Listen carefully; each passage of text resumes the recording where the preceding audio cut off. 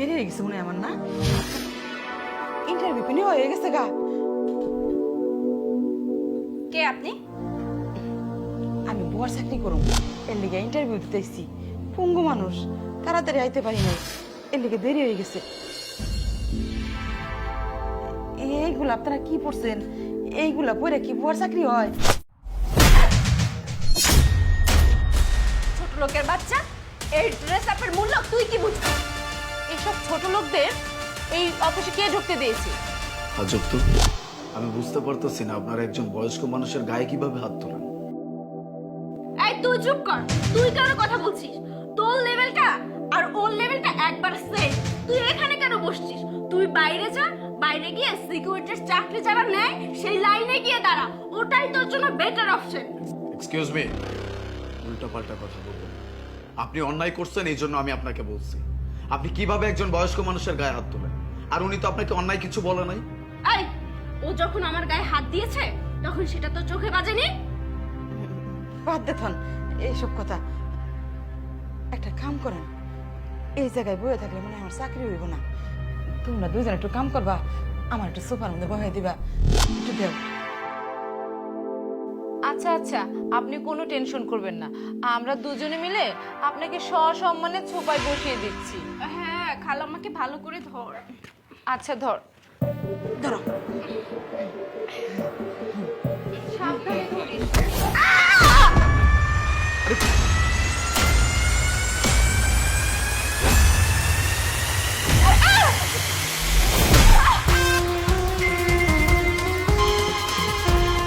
তোর এত বড় স্পর্ধা, তুই আমার গায়ে হাত তুলেছিস? Just shut your mouth.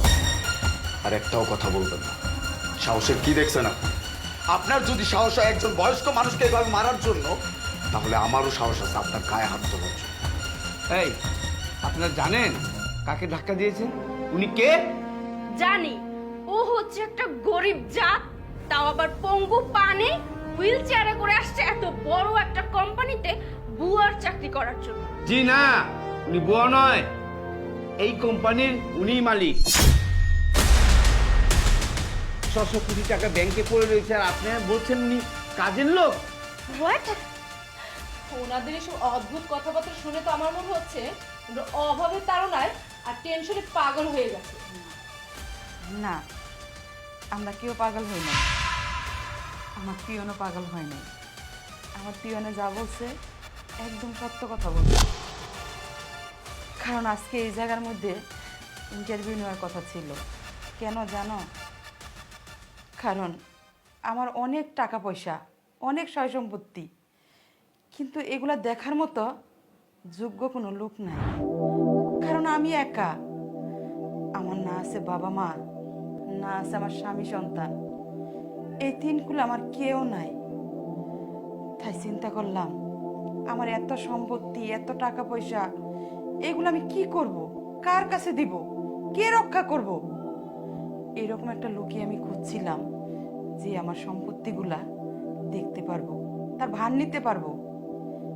কিন্তু আসলে তোমাদের কারো যোগ্যতা নেই আমার এই বিশাল সম্পত্তিগুলা দায়িত্ব নেওয়ার জন্য। তাই আমি পেয়ে গেছি একজনকে। আমার মনে হচ্ছে এই ছেলেটাই পারবে আমার এই সম্পত্তিগুলার ভার নিতে।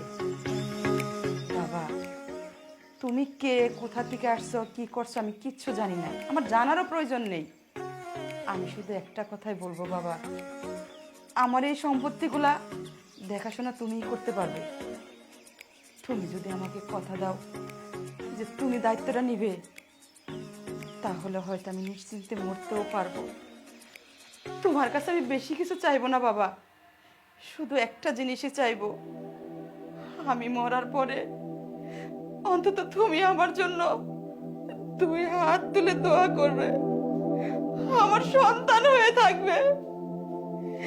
কথা দাও বাবা, কথা দাও, তুমি আমার সন্তান হবে। আমার এই টাকা পয়সা, বিষয় সম্পত্তির দায়ভার তুমি নেবে। অবশ্যই মা, কেন পারবো না? এই চাকরিটা আমার জন্য অনেক দরকার ছিল। আমার ছোট্ট একটা বোন আছে, আশেপাশে আমার আর কেউ নাই। ওকে মানুষ করার জন্য হলেও একটা চাকরি আমার অনেক দরকার ছিল, কিন্তু আমি ভাবতেও পারিনি যে আমি এত বড় একটা অপরচুনিটি পাবো। আপনার প্রতি আমি চিরকৃতজ্ঞ থাকবো। আর এই যে আপনারা কানে শুনতে পান নাই কি বলছেন, ওনার ছেলে আমি। আর একজন ছেলের সামনে তার মায়ের গায়ে আপনারা হাত তুলবেন, এটা কখনো আমি দেখতে পারবো না। এই মুহূর্তে এখান থেকে বের হয়ে যান। আপনাদের চেহারাও যেন আমার চোখের সামনে আর 1 মিনিট না থাকে। যদি থাকে তাহলে না জানে আপনাদের সাথে আমি কি করব। বেরিয়ে যান। Get out.